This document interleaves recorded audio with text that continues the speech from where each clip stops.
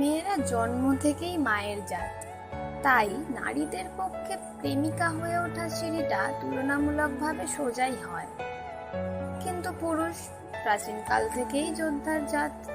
ওরা মাথা নোয়াতে চায় না, বশ্যতা স্বীকার করে না, কাঁদতেও পারে না। কিন্তু প্রেমিক হতে হলে তাকে প্রেমিকার কাছে বশ্যতা স্বীকার করতেই হয়, মাথা নোয়াতেই হয়। আর কান্না প্রেমের অবিচ্ছেদ্য অঙ্গ। তাই পুরুষের পক্ষে প্রেমিক হওয়া বেশ কঠিন কাজ।